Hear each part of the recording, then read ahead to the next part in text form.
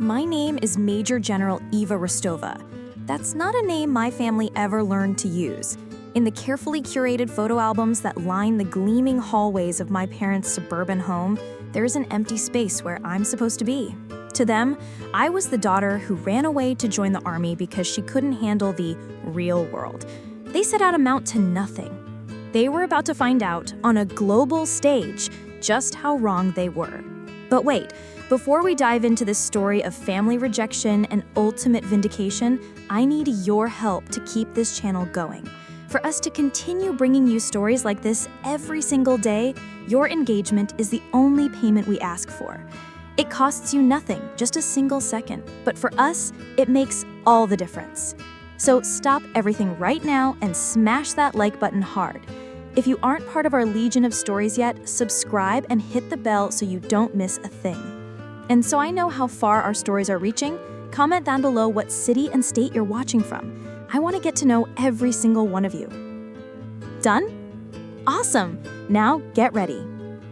The chasm between my family and me was dug 20 years ago, on a humid summer afternoon in our pristine living room. I was 18, fresh out of high school.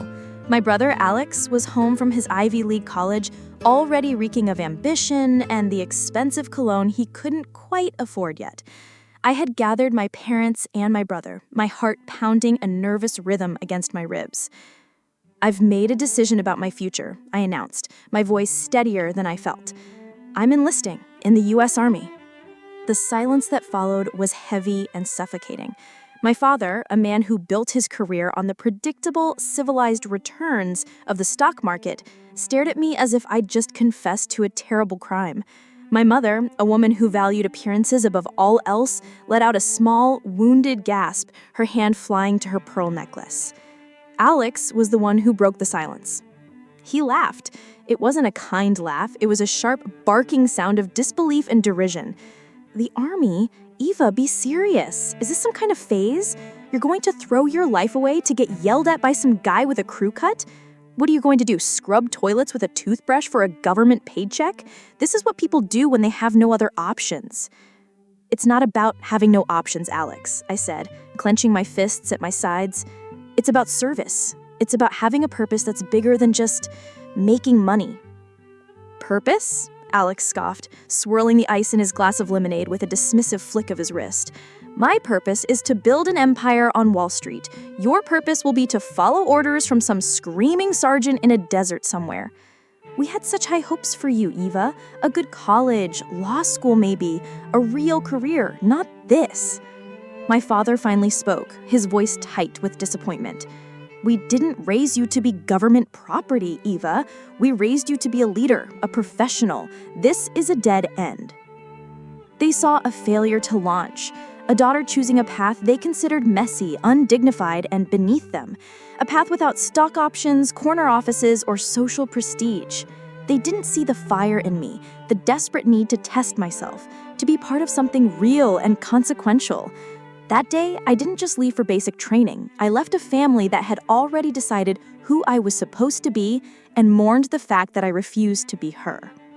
The 2 decades that followed were a lifetime lived in a world they could never comprehend. While Alex climbed the corporate ladder, I climbed the military ranks. While he was learning to navigate boardroom politics, I was learning to navigate hostile territories as a young second lieutenant in the dust of Afghanistan, making second decisions that meant the difference between life and death for the soldiers under my command. I remember one particular firefight, pinned down in a dried-up riverbed, where I orchestrated a flanking maneuver so effective it not only saved my platoon, but earned me the attention of a battle-hardened colonel who would become my mentor. He saw something in me my own father never did, a natural-born strategist. While my family exchanged glossy Christmas newsletters, bragging about Alex's promotion to vice president and his wife Brenda's latest charity gala, I was earning my master's degree in strategic studies from the War College, debating geopolitical theory with the sharpest minds in the military. I learned languages, studied economics, and became an expert in the complex art of de-escalation. I kept my career details intentionally vague during my rare phone calls home. When I was promoted to major, I tried to tell my mother. "Oh, that's nice, dear," she'd said, her voice distracted. "Did I tell you Alex and Brenda are buying a house in the Hamptons? The pictures are just divine." After that, I stopped trying. They pictured me in a Spartan barracks somewhere, polishing boots and counting the days to retirement. They never asked about my rank, my responsibilities, or the medals I kept in a simple wooden box at the bottom of my closet. In their minds, I was perpetually stuck in the role they'd assigned me, the daughter who amounted to nothing. Then came the invitation, an embossed cream-colored card that felt heavier than it should. The 50th wedding anniversary of my parents. A black tie affair at the most exclusive country club in the state. It wasn't a request, it was a summons, a command performance. For years, I had made excuses. Deployments, training exercises, duty rosters. This time, I was stateside, stationed at the Pentagon in D.C. I had no excuse. A part of me knew it was a trap, another opportunity for them to showcase their successful son and their embarrassing black sheep daughter. But another part of me, a part I thought had died long ago, felt a flicker of duty. So, I accepted. I arrived at the country club feeling like an undercover operative deep in enemy territory. I wore a simple, elegant dark blue civilian dress, my hair pulled back in a severe, professional bun. The ballroom was a glittering sea of chandeliers, champagne flutes, and the smug, self-satisfied faces of my brother's world. I overheard snippets of conversation about stock portfolios, corporate mergers, and summering in Europe. It was a foreign language. My mother greeted me with a brittle smile and a kiss that didn't quite land on my cheek. "Ava, you made it. You look nice." She then turned to a group of her friends, her hand on my arm in a gesture of possession, not affection. "This is our Ava," she said, her voice dropping a confidential half-octave. "She's in the military." The way she said it made it sound like a chronic, manageable illness they were very brave to endure. Alex, looking like the king of his own small universe, pulled me aside with a proprietary grip on my elbow. "Look, Ava," he said, his voice low and conspiratorial. "Great to see you. There are a lot of my clients here tonight, important people, so just try to not talk too much about, your work. It makes people uncomfortable. All that talk about sand and whatever it is you do. Just smile and be pleasant, okay?" His wife, Brenda, drifted over, a walking constellation of diamonds. She looked my simple dress up and down, her eyes lingering for a second too long. "That's a practical choice, Ava. Very sensible." The entire evening was a masterclass in subtle humiliation. It was 1,000 tiny paper cuts. I was introduced not by my name, but as Alex's sister. I was asked by one of Marcus's clients if it was hard to live in a dorm with a bunch of boys, but the final, deepest cut came during the speeches. My father stood at the podium, his voice thick with emotion as he toasted my mother. Then he turned to his children. "And I have to thank my son Alex," he said, beaming, his eyes shining with pride, "a man who has built his own empire, who carries on the family name with such distinction and success. He has given us so much to be proud of." He raised his glass. The room of 200 people applauded, and I stood there, invisible. My 2 decades of service, the sacrifices, the sleepless nights, the immense responsibility, erased. In the official, public story of the Rostov family, I did not exist. I felt the familiar cold fire ignite inside me, but this time it was mixed with a profound, weary sadness. This was who they were. This was who they would always be. I slipped out onto the wide stone terrace overlooking the darkened golf course, the cool night air a welcome relief. It was over. I had done my duty. I would leave quietly in an hour and never look back. My life was elsewhere. Then my phone rang. It wasn't my personal cell. It was the small, unassuming, encrypted satellite phone I carried with me everywhere. The ringtone was a simple, urgent chime that only a handful of people in the world had the number for. I stepped further into the shadows, away from the light spilling out from the ballroom. Rostova? General, this is the National Military Command Center, a crisp, professional voice said on the other end, devoid of any preamble. We have a code red situation.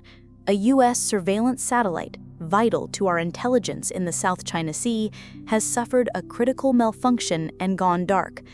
Tensions are escalating rapidly in the region, and we've lost our eyes in the sky. The president has been briefed. This is falling under your command, ma'am. We need your orders immediately. My mind snapped into a different gear. The anniversary party, my family, the petty humiliations, it all evaporated like mist. I was no longer Eva Rostova, the disappointing daughter. I was Major General Rostova, United States Army, Commander of Strategic Space Operations. Patch me through to Space Command and give me a direct line to the fleet in the Pacific, I ordered, my voice low, clear, and imbued with an authority that had been forged in crisis. I want real-time telemetry from every asset we have in the region, from the NRO to the NSA. Now. Back inside the ballroom, the champagne was flowing. The band was playing a soft jazz standard. The large television screens that had been showing a slideshow of my parents' life were suddenly switched over to a live news broadcast. A breaking news banner flashed in bright red at the bottom of the screen. The image cut to the Pentagon briefing room. The official Pentagon spokesperson, a stern-faced Air Force colonel my family had probably seen on TV a dozen times, was at the podium. "Good evening," he began, his expression grim. "I'm here to address reports of a developing situation in the South China Sea. I can confirm that a critical U.S. strategic asset has experienced a significant technical failure. The situation is sensitive and ongoing." My family, annoyed at the interruption to their party, watched the screen with mild interest. The spokesperson continued, "The president has been briefed by the National Security Council. The operational response to this incident has been placed under the direct command of one of our foremost experts in satellite operations and regional de-escalation, Major General Eva Rostova. We have full confidence in General Rostova's ability to manage this situation and protect American interests." A stunned silence fell over the ballroom. I could hear a fork clatter against a plate. The band faltered, then stopped playing. "Rostova?" someone whispered from a nearby table. "Like, their name?" Every head in the room slowly turned, like a field of sunflowers tracking the sun, looking for me. They found me on the terrace, my back to them, my posture radiating an authority they had never seen. I was no longer their awkward relative. I was a commander, speaking calmly and decisively into my phone. "And get me a secure line to the Secretary of Defense. I'll be at Andrews Air Force Base in 90 minutes. Alex, his face the color of chalk, stumbled out onto the terrace as if in a dream. "Eva, General? Major General?" I finished my call, pressing the disconnect button. I turned to face him. The condescending big brother I had known my whole life was gone. In his place was a confused, frightened man staring at a stranger. "Alex," I said, my voice crisp, professional, and devoid of any emotion. "I have to go. There's a situation that requires my attention." I didn't need to gloat. I didn't need to remind him of his words. My reality was now so far beyond his comprehension that any further comment would be redundant. I walked past him, through the silent, staring crowd in the ballroom. As I reached the entrance, 2 black SUVs with government plates pulled up to the curb. 2 men in sharp suits stepped out, opening a door for me. "Everything is ready for you, General," one of them said. I got in the car without a backward glance. As we pulled away, I saw my family standing on the steps of the country club, frozen amidst their lavish party, looking small and utterly insignificant under the glittering chandeliers. They had spent a lifetime trying to put me in my place. They just never realized that my place was in command. Hours later, I was in the command center at Andrews Air Force Base. The air was cool and electric with tension. I was surrounded by screens displaying satellite trajectories, naval positions, and secure communications channels. This was my world. This was where I belonged. For the next 6 hours, I didn't think about my family once. My mind was a chessboard of global strategy, moving assets, de-escalating tensions, and coordinating a complex recovery operation for a multi-billion-dollar piece of technology spinning silently in the void of space. We averted the crisis. In the quiet hum of the command center after the storm had passed, I caught my reflection in a dark screen. I saw the 2 stars on the collar of my uniform. For 20 years, I'd thought that earning those stars, proving my worth, was partly about them, about showing them they were wrong. But looking at my own tired but steady eyes, I realized the truth. I hadn't done any of this for them. I had done it for me. My purpose was real, and it had nothing to do with their approval. Their judgment was a cage I had long since flown out of. I just hadn't realized it until tonight. My life's meaning wasn't defined in their living room. It was written in the stars.